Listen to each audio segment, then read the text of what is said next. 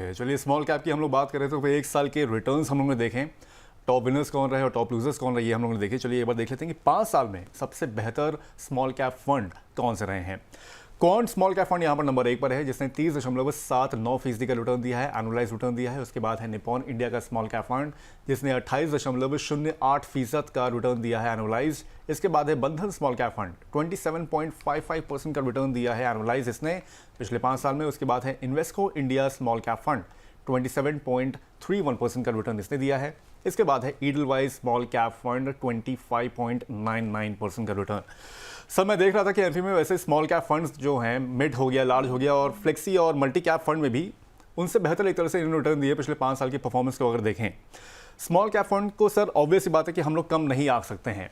क्या लग रहा है सर कि जो अभी जो 5 साल का जो परफॉर्मेंस है ये मेंटेन रहेगा कि अगले साल या 2 साल में इसमें गिरावट आ सकती है या फिर बढ़ सकता है ये परसेंटेज? देखो, जिस हिसाब से हमारी इकोनॉमी परफॉर्म किया है और जिस हिसाब से हम बात करें कि इंडिया की आने वाले समय में थर्ड लार्जेस्ट इकोनॉमी आने वाले समय में हो जाएगी, तो अगर ऐसा होता है तो इकोनॉमिक ग्रोथ के दौरान अभी भी आप देखिए सर, बहुत सारे सेक्टर ऐसे हैं जिनका लीडर स्मॉल कैप कंपनी है, जिनमें भी लार्ज कैप कंपनी कोई है ही नहीं। तो हमारी जैसे न्यू एज इकोनॉमी के बहुत सारे स्टॉक्स आ रहे हैं। न्यू एज इकोनॉमी में जैसे लोगों की परसेप्शन चेंज हो रहे हैं, यंग जनरेशन जैसे नए नए बिजनेस आइडियाज़ में जा रही है जहाँ लार्ज कैप कंपनी की प्रेजेंस नहीं है, तो स्मॉल कैप लीड करेंगे। तो मेरे को ऐसा लगता है पॉसिबिलिटी है कि अगले 5 साल में small cap over a period of time 5 साल के होराइजन में आउट परफॉर्म कर सकते हैं, मेंटेन भी कर सकते हैं।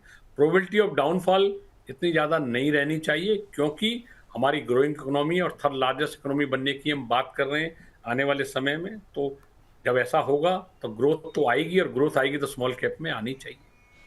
ठीक है सर। स्मॉल कैप में तो लगातार जैसा कि सर आप कह रहे हैं पॉजिटिव इंडिकेशन है। सर एक टिप्पणी में आपकी चाह रही थी थीमेटिक और सेक्टोरल फंड्स पे, जैसा कि अभी पीछे पीएसयू फंड्स की भी बात आप कह रहे थे कि एक साइकिल आता है जिसमें इस तरीके के थीमेटिक सेक्टोरल फंड्स परफॉर्म करते हैं, अच्छे रिटर्न जनरेट करते हैं। सर 2026 में कौन सी ऐसी थीम या सेक्टर हो सकते हैं जो अच्छे देखने को मिल सकते हैं, अच्छा कर सकते हैं, निवेशकों को भी खुश कर सकते हैं?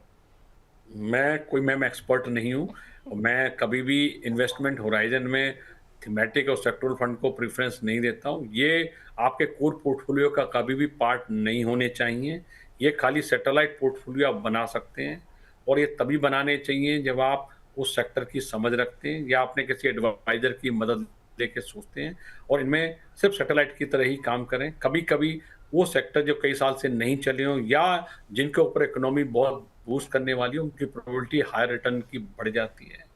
मैं नहीं जानता, पर एक मेरी वाइल्ड गैस हो सकती है इस साल के लिए पावर फंडों की, क्योंकि अगर एआई का दौर चलना है, देश में पावर की लगातार डिमांड बनी रहनी है, तो पावर सेक्टर एक ऐसा एनर्जी सेक्टर हो सकता है जो काफ़ी समय से अंडर परफॉर्म किया है। दूसरा, कंजम्पशन सेक्टर एक डार्क हॉर्स हो सकता है क्योंकि कंजम्पशन सेक्टर ने कई साल से बहुत अच्छी रिटर्न नहीं दिए, पर जिस हिसाब से गवर्नमेंट ने इनिशिएटिव लिया है, आप देखिए एक जीएसटी में कट आया, उससे कंजम्पशन बढ़ना चाहिए। ऑटो में ऑलरेडी आप इतनी अच्छी डिमांड देख रहे हैं और सेक्टरों में कंज्यूमर ड्यूरेबल में बढ़नी चाहिए। दूसरा, सरकार ने जो 12 लाख रुपए तक इनकम टैक्स को फ्री किया है, तो लोगों के हाथ में डिस्पोजेबल इनकम बहुत बड़ी है। तो ये जो इनकम बढ़ी है, इसका कहीं ना कहीं कंजम्पशन पे इफेक्ट आना चाहिए। लोगों के पैसा बढ़ेगा, हाथ में पैसा ज़्यादा रहेगा, तो कंजम्पशन भी बढ़नी चाहिए। तीसरा, एक इंटरेस्ट रेट इंडिया में हमारे जब से नए आरबीआई गवर्नर आए हैं, उन्होंने 125 बेसिस पॉइंट से इंटरेस्ट रेट कट किए हैं, तो जो कॉस्ट ऑफ कैपिटल है वो बड़ी कम हुई है। वो स्मॉल कैप कंपनी के लिए हमेशा कॉस्ट ऑफ कैपिटल बड़ा इंपॉर्टेंट रोल प्ले करती है, तो स्मॉल कैप कंपनियां उससे भी बेनिफिटेड होनी चाहिए और कंज्यूमर भी बेनिफिटेड होना चाहिए जिन्होंने लोन में ईएमआई कम हुई है उनकी, या और जगह उनका इंटरेस्ट आउटगो कम हुआ है। तो इसलिए कंजम्पशन सेक्टर भी एक डार्क हॉर्स हो सकता है और दूसरा पावर सेक्टर हो सकता है। ये मेरी वाइल्ड गैस है, ये मैं कोई मेरा व्यू है और इसे देख के कोई डिसीजन ना ले। मैं इसकी लॉस प्रॉफिट के लिए रिस्पॉन्सिबल नहीं होऊंगा, जस्ट मेरा थॉट प्रोसेस है जो मैंने शेयर किया। पर ये अपना कोई भी दर्शक अपना वेल इन्फॉर्म डिसीजन ले, सोच समझ के लिए, अपनी एडवाइजर की मदद से ले। मेरा डिस्क्लेमर साथ में है। सर लास्ट सवाल, बस स्मॉल कैप की सर चर्चा हो रही है तो फिर सर आपके फेवरेट जो लिस्ट होगी आपकी स्मॉल कैप फंड्स की, वो क्या है सर? मेरा फेवरेट स्टॉक अगर स्मॉल कैप फंड की बात करें तो मैं क्वांट स्मॉल कैप, जिसने हमेशा हर कैटेगरी में, जैसे अभी आपने भी दिखाया 1 ईयर 5 ईयर होराइजन में फैंटास्टिक रिटर्न दिया, और दूसरा निप्पॉन स्मॉल कैप जिसके 14 सितंबर 2010 से जब ये फंड लॉन्च हुआ तब से मैं इन्वेस्टर हूं इसके अंदर, और मेरी एक्सआईपी बहुत बढ़िया फंटास्टिक रूप से चल रही है।